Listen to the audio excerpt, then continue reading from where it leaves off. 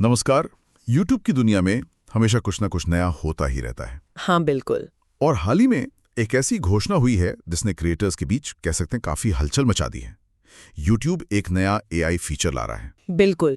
और ये कोई छोटा मोटा अपडेट नहीं है। अच्छा। हाँ, ये फीचर क्रिएटर्स की जो लंबी लाइव स्ट्रीम्स होती हैं उनको लेकर उन्हें अपने आप छोटे आकर्षक YouTube शॉर्ट्स में बदलने का काम करेगा। मतलब टेक्नोलॉजी के लिहाज से देखें तो ये एक बड़ा कदम है। सुनने में तो ये किसी जादू जैसा लगता है। मतलब घंटों की लाइव स्ट्रीम और उसके सबसे दिलचस्प हिस्से अपने आप शॉर्ट्स बन जाएं, वो भी बिना किसी खास एडिटिंग के। हाँ, यही वादा है। आज की हमारी ये गहरी पड़ताल इसी पर है। हम समझना चाहते हैं कि ये नया AI टूल असल में क्रिएटर्स के लिए क्या मायने रखता है, ये कैसे काम करेगा, इसके असली फायदे क्या हैं, क्या इसमें कुछ चुनौतियां भी छिपी हैं, और सबसे जरूरी सवाल, उनकी कमाई पर क्या असर पड़ेगा। बिल्कुल। और हमारी ये सारी बातचीत उपलब्ध स्रोतों और जानकारी पर ही आधारित होगी। हाँ, और इसका जो मेन वादा है वो है कंटेंट को छोटे मतलब आसानी से पचने वाले टुकड़ों में बदलकर ज्यादा से ज्यादा दर्शकों तक पहुंचाना। खासकर उन तक जो शायद पूरी लाइव स्ट्रीम देखने का समय या धीरज नहीं रखते। सही बात है। तो चलिए फिर इस तकनीक की परतों को खोलते हैं। ये AI अपडेट असल में पर्दे के पीछे काम कैसे करेगा? जी सिर्फ वीडियो काटता है या इसमें कुछ और भी है? नहीं, ये सिर्फ काट छांट से कहीं ज्यादा है।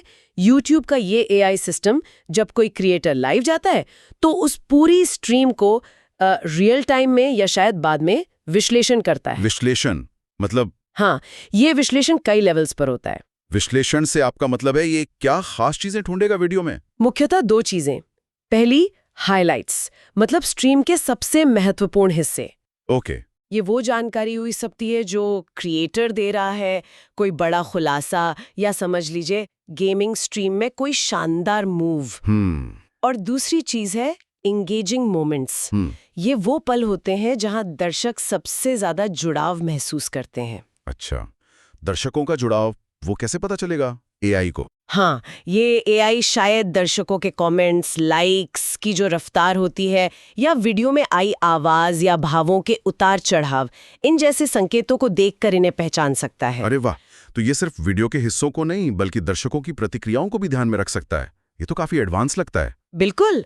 AI का लक्ष्य सिर्फ रैंडम क्लिप्स बनाना नहीं है, बल्कि ऐसे क्लिप्स चुनना है जिनके वायरल होने या दर्शकों को बांधे रखने की संभावना सबसे ज्यादा हो। समझ गया। और एक बार ये हिस्से पहचान लिए जाते हैं तो AI उन्हें अपने आप YouTube शॉर्ट्स के मानक फॉर्मेट में बदल देता है।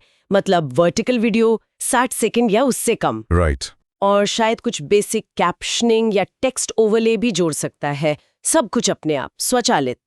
ये सुनकर तो लगता है जैसे क्रिएटर्स की एक बहुत बड़ी समस्या का हल मिल गया हो। हाँ, खासकर वो क्रिएटर्स जो अकेले काम करते हैं या जिनके पास बड़ी टीम नहीं होती। निश्चित रूप से पहला और सबसे सीधा फायदा है समय और मेहनत की भारी बचत। हाँ, वो तो है। सोचिए, एक 3 घंटे की लाइव स्ट्रीम से मैन्युअली शॉर्ट्स के लिए क्लिप्स ढूंढना, उन्हें काटना, एडिट करना, फॉर्मेट बदलना। उफ, घंटों का काम। हाँ, इसमें कई घंटे लग सकते हैं। ये AI उस पूरे काम को लगभग शून्य कर सकता है। और ये बचा हुआ समय क्रिएटर कहीं और लगा सकता है ना, शायद अगली स्ट्रीम की तैयारी में या अपने मुख्य कंटेंट की क्वालिटी सुधारने में। बिल्कुल। ये तो हुआ समय का फायदा। इसके अलावा पहुंच के मामले में क्या लगता है? रीच बढ़ेगी? पहुंच यानी रीच, ये दूसरा बड़ा फायदा है। देखिए, YouTube शॉर्ट्स का अपना एक अलग इकोसिस्टम है। हाँ, उसका एल्गोरिदम भी अलग है। बिल्कुल, एक अलग एल्गोरिदम है जो कंटेंट को बहुत तेजी से फैला सकता है। ये AI टूल क्रिएटर्स को शॉर्ट्स की दुनिया में आसानी से एंट्री करने का मौका देता है। उनका कंटेंट उन करोड़ों लोगों तक पहुंच सकता है जो मुख्य रूप से शॉर्ट्स ही देखते हैं और शायद कभी उनकी लंबी लाइव स्ट्रीम्स पर क्लिक भी ना करते। तो क्या ये नए दर्शक लाने का एक जरिया बन सकता है? मतलब कोई शॉर्ट देखकर चैनल तक आ जाए, ऐसा हो सकता है? बिल्कुल, हाँ, ये एक तरह का ब्रिज बन सकता है। ब्रिज? अच्छा। हर ऑटो जनरेटेड शॉट में ओरिजिनल लाइव स्ट्रीम या क्रिएटर के चैनल का लिंक होने की पूरी संभावना है। हाँ, ये जरूरी है। अगर किसी दर्शक को शॉट पसंद आता है तो वो आसानी से एक क्लिक में मुख्य कंटेंट तक पहुंच सकता है। इससे न सिर्फ व्यूज बढ़ सकते हैं बल्कि चैनल के सब्सक्राइबर्स में भी इजाफा हो सकता है। मतलब ये शॉर्ट्स एक तरह से चैनल के ट्रेलर का काम कर सकते हैं। बिल्कुल सही कहा, ट्रेलर जैसा। समय की बचत, ज्यादा पहुंच, नए दर्शक, ये तो क्रिएटर्स के लिए काफी आकर्षक बातें हैं, लेकिन अब उस मुद्दे पर आते हैं जो शायद कई क्रिएटर्स के लिए सबसे अहम है, पैसा। मोनेटाइजेशन, क्या ये एआई फीचर कमाई बढ़ाने में भी मदद करेगा? ये एक जरूरी सवाल है और इसका जवाब हाँ में है, लेकिन कुछ शर्तों के साथ। ओके, शर्तें क्या है? सबसे अच्छी बात यह है कि YouTube ने हाल ही में शॉर्ट्स के लिए अपने मोनेटाइजेशन प्रोग्राम को सुधारा है। हाँ, वो अपडेट आया था। हाँ, तो अब शॉर्ट्स पर आने वाले व्यूज सीधे तौर पर क्रिएटर की एड रेवेन्यू में गिने जाते हैं, YouTube पार्टनर प्रोग्राम की शर्तों के तहत। ठीक है। तो इन ऑटो जनरेटेड शॉर्ट्स से जितने ज्यादा व्यूज आएंगे, क्रिएटर की कमाई उतनी बढ़ सकती है। तो मतलब एआई जितने ज्यादा शॉर्ट्स बनाएगा उतनी ज्यादा कमाई की संभावना। ये तो सीधा गणित लगता है। सैद्धांतिक रूप से तो हाँ, मतलब वॉल्यूम बढ़ेगा तो पोटेंशियल रेवेन्यू भी बढ़ेगा। लेकिन यहीं पर वो शर्त वाली बात आती है। हाँ, बताइए। दिलचस्प नहीं है, उसमें दर्शकों को बांधे रखने वाला कुछ नहीं है, तो उससे बने एआई शॉर्ट्स भी शायद अच्छा प्रदर्शन ना करें। सही बात है। कमाई आखिरकार कंटेंट की गुणवत्ता और दर्शकों के जुड़ाव पर ही निर्भर करेगी। ये बात गौर करने लायक है, यानी एआई महज एक टूल है, कोई जादू की छड़ी नहीं। बिल्कुल, अगर मूर कंटेंट में दम नहीं तो एआई उसे हिट नहीं बना सकता। एकदम सही। एआई खराब कंटेंट को सोने में नहीं बदल सकता, लेकिन अगर कंटेंट अच्छा है तो एआई उसे सही दर्शकों तक पहुंचाने और इसकी कमाई की क्षमता को कह सकते हैं अनलॉक करने में मदद कर सकता है।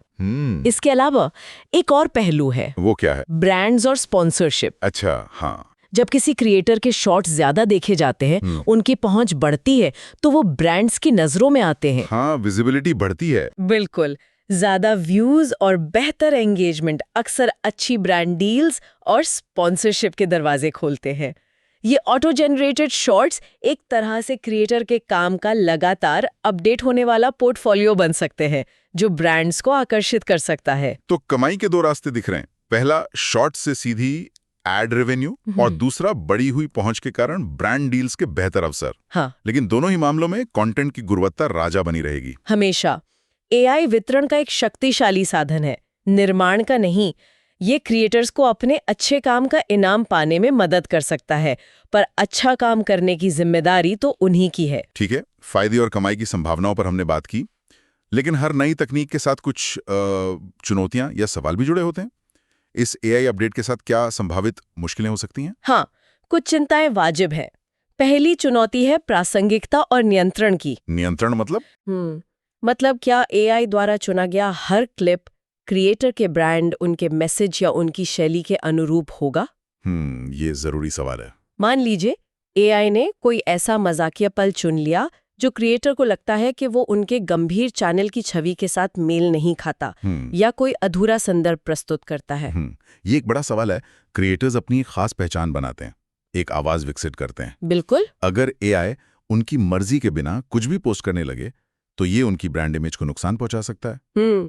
क्या क्रिएटर्स के पास इन क्लिप्स को रिव्यू करने, एडिट करने या हटाने का अधिकार होगा? देखिए, YouTube ने अभी तक इस पे पूरी तरह स्पष्टता नहीं दी है, लेकिन उम्मीद यही है कि क्रिएटर्स को अंतिम नियंत्रण दिया जाएगा। होना तो चाहिए। हाँ, शायद एक डैशबोर्ड हो जहां वो ऑटो जनरेटेड शॉट्स को देख सकें, उन्हें मंजूरी दे सकें, उनमें बदलाव कर सकें या उन्हें डिलीट कर सकें। बिना क्रिएटर कंट्रोल के ये फीचर फायदे से ज्यादा परेशानी खड़ी कर सकता है। क्रिएटर्स को यह तय करने का हक होना चाहिए कि उनके चैनल पर क्या जाता है। सही कहा। ये तो हुई नियंत्रण की बात। और क्या चुनौतियां हो सकती हैं? दूसरी बड़ी चुनौती है ओवर सैचुरेशन, या जिसे हम कंटेंट थकान कह सकते हैं। Audience fatigue? अच्छा, कंटेंट थकान मतलब अगर हर क्रिएटर की हर लाइव स्ट्रीम से दर्जनों ऑटोमेटिक शॉट्स बनने लगें तो क्या दर्शकों का फीड इनसे भर जाएगा? हाँ, ये तो हो सकता है। क्या दर्शक एक ही तरह के क्लिप्स बार-बार देखकर ऊब जाएंगे? बहुत ज्यादा, और खासकर मिलता जुलता कंटेंट दर्शकों की रुचि कम कर सकता है और चैनल को स्पैमी जैसा महसूस करा सकता है। हाँ, ये खतरा तो है। अभी भी हम देखते हैं कि कैसे एक ही ट्रेंड या गाने पर हजारों रील्स बन जाती हैं। हाँ, बिल्कुल। और लोग उनसे पक जाते हैं। अगर एआई भी इसी तरह कंटेंट की बाढ़ ले आया तो शायद दर्शक इन शॉर्ट्स को नजरअंदाज करना शुरू कर दें। बिल्कुल। यहाँ क्रिएटर्स को समझदारी दिखानी होगी। उन्हें शायद ये तय करना होगा कि वो कितने एआई जनित शॉर्ट्स इस्तेमाल करना चाहते हैं और कब। शायद वो एआई के सुझावों को एक शुरुआती बिंदु की तरह इस्तेमाल करें और फिर उनमें अपना तड़का लगाएं, या सिर्फ बेहतरीन क्लिप्स को ही चुनें। हाँ, संतुलन साधना महत्वपूर्ण होगा। बिल्कुल। और एक सवाल जो मेरे मन में लगातार घूम रहा है और जिसका जिक्र हमारे स्रोतों में भी अप्रत्यक्ष रूप से है, वो है मौलिकता का, ओरिजिनलिटी का। क्या एआई सच में एक क्रिएटर की रचनात्मक सोच, उनके अंदाज, उनके मूल भाव को पकड़ सकता है, या ये सिर्फ सतह को ही खरोच पाएगा? ये इस पूरी चर्चा का शायद सबसे गहरा और महत्वपूर्ण सवाल है। हाँ, मुझे भी ऐसा ही लगता है। देखिए, एआई पैटर्न पहचान सकता है, डेटा का विश्लेषण कर सकता है, ये समझ सकता है कि दर्शक किस पल पर ज्यादा रिएक्ट कर रहे हैं, लेकिन क्या वो व्यंग्य, सार्काज्म या सूक्ष्म हास्य या किसी बात के पीछे छिपे गहरे अर्थ, सबटेक्स्ट या क्रिएटर की नीयत को समझ सकता है? इसकी संभावना कम है। तो मतलब एआई शायद एक मजेदार पल को पकड़ ले, लेकिन वो ये ना समझ पाए कि वो मजाक किस संदर्भ में था या उसका असली मतलब क्या था। हाँ, ये हो सकता है। रचनात्मकता में बहुत सी परतें होती हैं, टाइमिंग, टोन, संदर्भ, भावनाएं। एआई शायद इन बारीकियों को पूरी तरह से न पकड़ पाए। सही बात है। यहीं पर मानवीय स्पर्श यानी क्रिएटर का अपना विवेक और संपादन जरूरी हो जाता है। एआई एक बेहतरीन सहायक हो सकता है, लेकिन रचनात्मक दिशा तो इंसान के हाथ में ही रहनी चाहिए, वरना नहीं तो सारे शॉट्स एक जैसे बिना आत्मा के लगने लगेंगे। ये वाकई एक विचारणीय बिंदु है। अब अगर हम थोड़ी बड़ी तस्वीर देखें तो इस तरह के एआई टूल्स का इस्तेमाल तो दूसरे प्लेटफॉर्म्स पर भी हो रहा है ना? जैसे इंस्टाग्राम रील्स या टिकटॉक। हाँ, बिल्कुल हो रहा है। टिकटॉक का तो पूरा एल्गोरिथम ही एआई पर आधारित है, जो यूजर को कंटेंट दिखाता है। सही है। इंस्टाग्राम रील्स में भी एआई आधारित टेम्पलेट्स, एडिटिंग सुझाव और इफेक्ट्स मौजूद हैं। कई थर्ड पार्टी टूल्स भी हैं जो वीडियो से क्लिप्स निकालने में एआई का इस्तेमाल करते हैं। तो एआई का उपयोग नया नहीं है। तो फिर यूट्यूब का ये कदम उन्हें दूसरों के मुकाबले कैसे अलग खड़ा करता है? क्या ये उन्हें कोई खास बढ़त देता है, कॉम्पिटिटिव एज? मेरे विचार में ये यूट्यूब को एक विशिष्ट लाभ दे सकता है, खासकर लाइव स्ट्रीमिंग के क्षेत्र में। अच्छा, कैसे? देखिए, यूट्यूब लाइव स्ट्रीमिंग का एक बड़ा हब है।